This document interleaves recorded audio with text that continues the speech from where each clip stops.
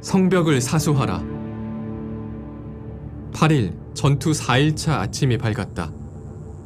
날이 밝자 일본군이 밤새 만든 대나무 토성이 위용을 드러냈다. 진주성 주변 대나무를 베어다 엮고 가마니에 흙을 채워 쌓은 토성은 조총부대의 공격을 위한 고지가 되었다. 여기에 성을 공략하기 위해 밤새 적들이 엮은 사다리는 그 수가 수천에 달했다. 임준왜란 당시 초유사로 경상우도 관찰사 겸 순찰사를 역임한 김성일은 학봉집에서 일본군이 넓은 사다리를 만든 다음 그 사이로 대나무를 매우 조밀하게 엮었는데 너비가 한 칸이나 되었다. 사다리 위에다 멍석을 깔아 마치 비늘처럼 잇따라 연결해 성벽에 걸쳐 여러 군사들이 한 번에 올라갈 수 있는 길을 만들었다고 적었다. 날이 밝아 다시 전투가 시작되자 수많은 일본군들은 성벽을 넘기 위해 사다리를 들고 진주성 아래로 몰려들었다.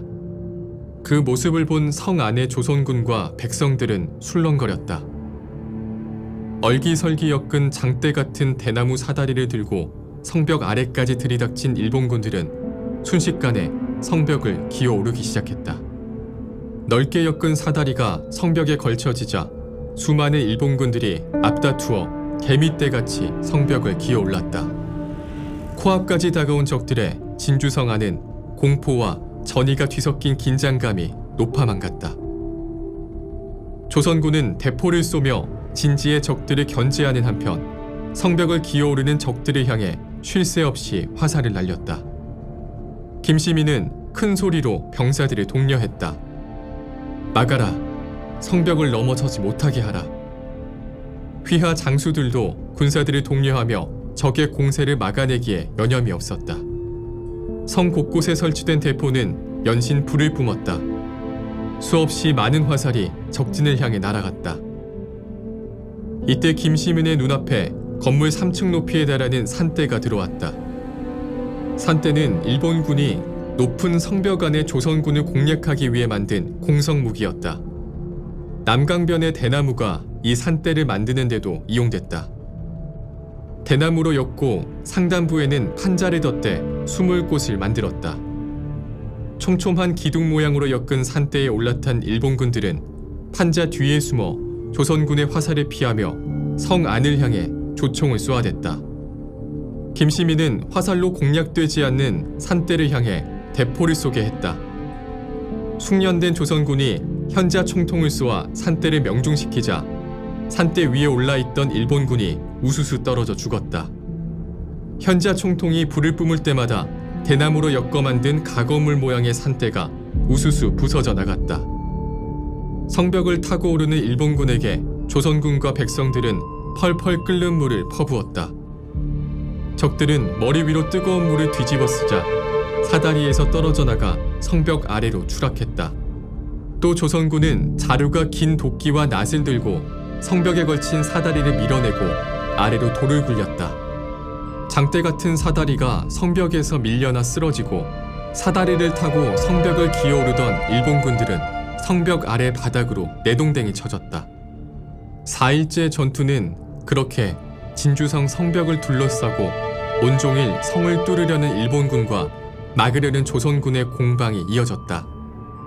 조선군의 대포에 거대한 산대가 부서져 나가고 성벽에 세운 수천의 사다리로도 성을 쉽사리 뚫지 못하자 견디다 못한 일본군이 다시 물러나기 시작했다. 마침내 물러나는 일본군을 본 조선군과 백성들은 승리의 힘찬 함성을 내질렀다. 벌써 나흘째 진주성은 일본군의 대규모 파상 공격을 막아내고 있었다. 4월 부산에 상륙해 파죽지세로 조선을 치고 평양까지 올라갔던 일본군은 이제껏 이렇게 큰 전투를 치르지 않았었다. 전력을 온전히 보전한 채 병력도 10분의 1에 달할 뿐인 진주성을 치기 위해 모여든 일본군으로선 예상치 못한 거센 저항에 직면한 것이었다. 진주성을 인근 의병들의 근거지로 본 도요토미 히데요시는 적장들에게 진주성 점령을 특명으로 전했다. 때문에 전공을 쌓기 위한 적장들의 투지는 이만저만이 아니었다. 그런 적들을 맞아 진주성의 군사들은 엄청난 병력의 열세에도 불구하고 벌써 며칠째 성을 지켜내고 있었다. 성 안에 고립된 소모전에서 병력 수가 적은 조선군이 불리할 수밖에 없었다. 이미 병사들의 피해도 만만치 않았다. 다시 그들의 본진으로 물러난 일본군은 진 앞에 소나무 가지를 쌓아놓기 시작했다. 성 안의 김시민을 비롯한 조선군은 단번에 일본군의 계략을 눈치챘다.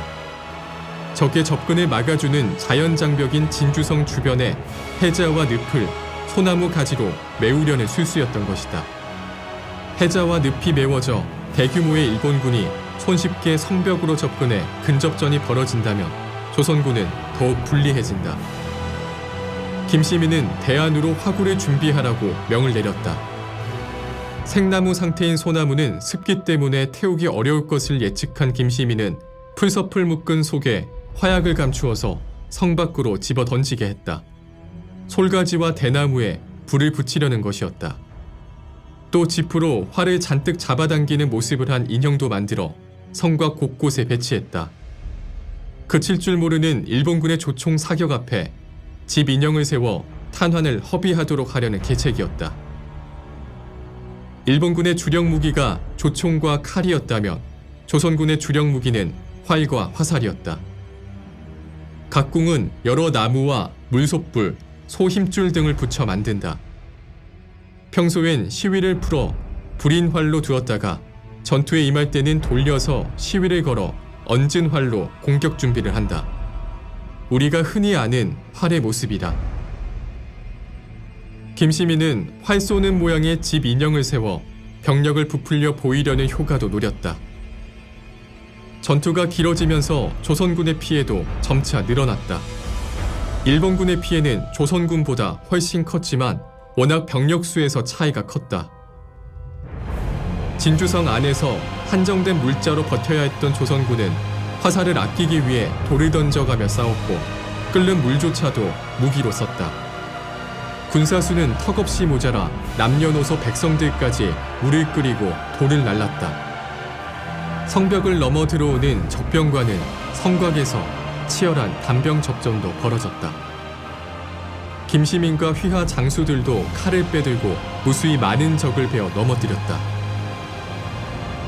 이날 밤 이경이 되자 고성군수 조응도와 복병장 정유경 등이 군사 500여 명을 이끌고 남강밖 진현에 올라 뿔피리를 불고 함성을 질렀다. 진주성의 조선군이 큰 함성으로 호응하자 당황한 일본군은 급히 군사를 보내 남강변을 막고 구원병이 오는 길을 차단했다.